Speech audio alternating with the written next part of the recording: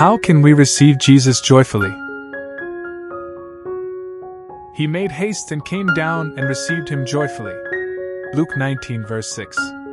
When Zacchaeus was clinging to the sycomore tree, Jesus came down the road, thronged by a great multitude.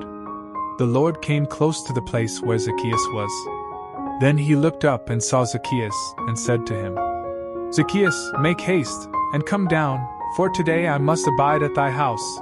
Luke 19 verse 5. What a loving gesture!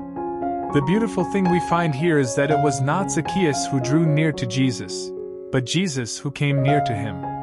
It was not Zacchaeus who saw Jesus first, but it was Jesus himself who saw Zacchaeus first. It was not Zacchaeus who spoke to Jesus first, but Jesus who first spoke to Zacchaeus. Dear child of God, is this not true of our spiritual life too?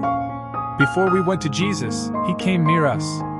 Before we saw him, he saw us and called us by our name, as Isaiah says, I have even called thee by thy name.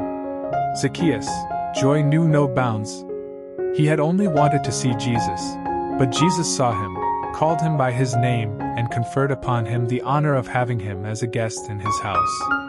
Truly, our God is able to do exceeding abundantly above all that we ask or think. Ephesians 3 verse 20.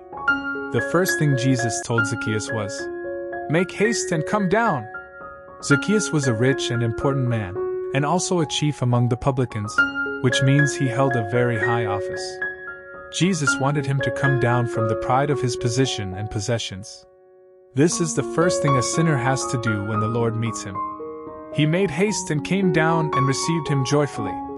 Luke 19 verse 6. Dear child of God, if you have not yet received Jesus joyfully, it is because you have not yet come down from your pride. Will you make haste and come down today and receive him joyfully?